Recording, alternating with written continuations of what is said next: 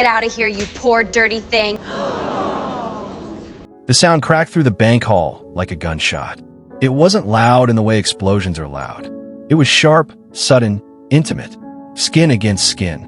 A dry, humiliating sound that seemed to echo off the marble floors and glass walls, ricocheting between the teller counters and the waiting chairs before settling in the stunned silence of everyone who heard it. The old woman staggered. For a split second, no one moved. The fluorescent lights hummed overhead. A pen rolled off the counter and clattered to the floor, absurdly loud in the quiet that followed. Her head turned with the force of the blow, gray curls shifting, one thin hand flying up too late, as if her body had only just been informed of what had happened. The young woman behind the counter still had her arm extended, palm open, fingers stiff, her breath coming fast through clenched teeth. The old woman didn't cry out. That was the strangest part. Her mouth opened slightly, as if she were about to speak, then closed again. Her eyes, clouded but sharp, moved slowly from the hand on her cheek to the face of the woman who had struck her. Around them, the bank hall came back to life in fragments. Someone gasped. Someone else whispered, "Did that just happen?" A security guard shifted his weight, unsure whether to step forward or wait for instruction. Phones appeared in hands, screens lighting up like tiny eyes. The elderly woman steadied herself against the counter. Her clothes were brown and worn, fabric faded and frayed at the cuffs, carrying the quiet story of years of use. Dust clung to the hem of her skirt, and her shoes looked as though they had known many roads. She looked, to anyone glancing quickly, like someone who had wandered in by mistake. The young cashier straightened, color rising in her face. "You don't touch the counter like that," she snapped, her voice tight. "And you don't stare at people. Do you understand me?" The old woman blinked once. "I was just," she began, her voice soft, almost swallowed by the space around them. "I don't care what you were just doing," the cashier said, louder now, as if volume alone could justify what had happened. "This is a bank, not a shelter, not a charity." A murmur rippled through the line behind the old woman. Some faces showed discomfort, others curiosity, a few thin smiles of agreement. Most people simply looked away, suddenly fascinated by their shoes or their phones. The old woman lowered her hand from her cheek. Her skin was already darkening where the slap had landed, a blooming mark that seemed out of place on her calm face. She looked down at her fingers, then back up, meeting the cashier's eyes. "I came to check on something," she said quietly. The cashier laughed, a short, dismissive sound. "On what?" "Spare change." That was when the tension really began to coil.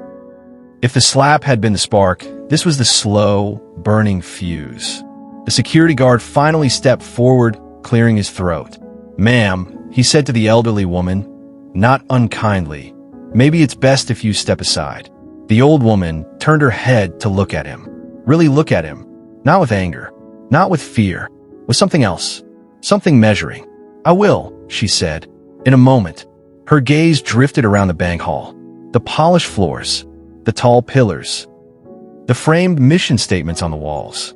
The digital screens, scrolling numbers and offers. She took it all in like someone revisiting an old memory, one that had changed just enough to feel unfamiliar. The cashier rolled her eyes. Unbelievable. Before anything else could be said, before the scene could dissolve into the kind of awkward resolution people would later describe as handled, the old woman straightened her back and smiled. Not a warm smile, not a cruel one either. A small, knowing curve of the lips that didn't reach her eyes. That was the moment the story truly began. Welcome to Relovers. If you enjoy stories about hidden truths, quiet strength, unexpected justice, and the kind of moments that change everything, take a second to like and subscribe. Stay with us.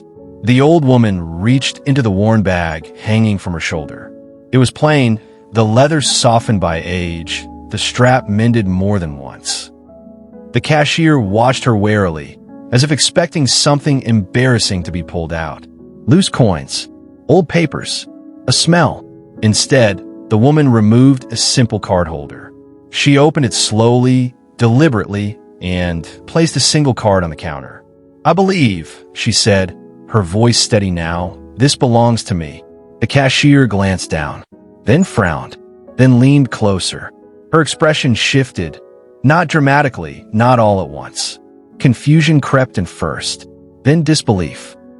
Then something like panic tried to surface, only to be crushed by denial. This isn't funny, the cashier said, pushing the card back as if it burned her fingers.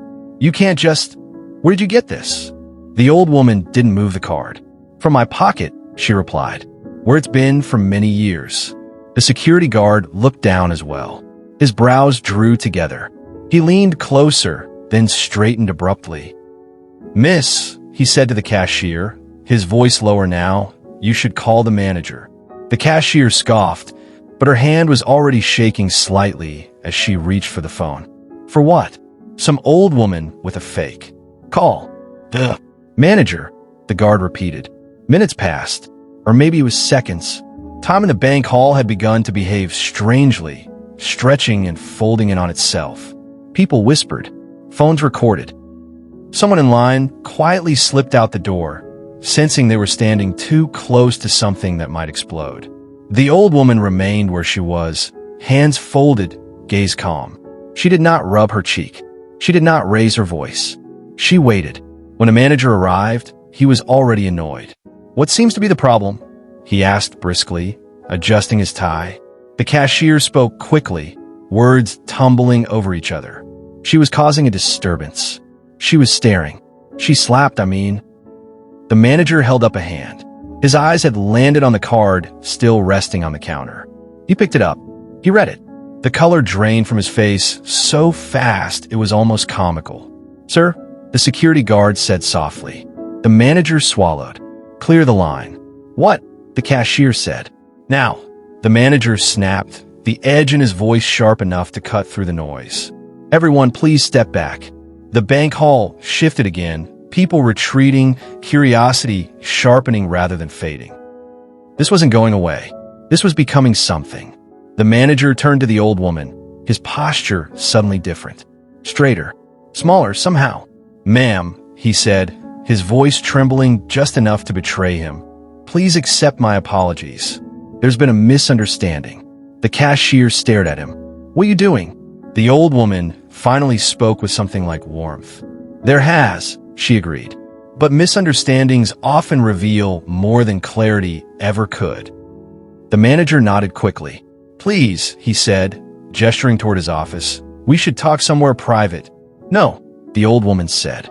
The word was gentle. Absolute. I think, she continued, looking around the bank hall. This conversation belongs right here. A ripple went through the onlookers. The manager hesitated, then nodded. He turned to the cashier. Step away from the counter. The cashier didn't move. You can't be serious. Now, he said quietly. She stepped back, confusion giving way to fear. The old woman turned to face her. When you looked at me, the old woman said, what did you see? The cashier opened her mouth, then closed it. You saw dirt, the woman continued. You saw inconvenience. You saw someone you believed had no power, no voice, no place here. The cashier's jaw tightened. You were staring at me. I was remembering, the old woman said. This bank, when it was nothing but an idea and a risk. This counter, before it was polished. These floors, before they were paid for. The manager shifted uncomfortably. I built this place, the old woman said. Not alone, but with intention, with care, and with a promise that dignity would never be optional here. Silence pressed down on the room. The cashier laughed weakly. That's impossible. The old woman turned to the manager. Tell her. He closed his eyes for a moment. She's the founder, he said. The majority shareholder. The CEO. The words landed heavier than a slap had. The cashier stumbled back as if struck again. No. That's not. She looks like... Like what? The old woman asked. The cashier couldn't answer. Tears welled up then, hot and humiliating. I didn't know. The old woman nodded. You didn't want to.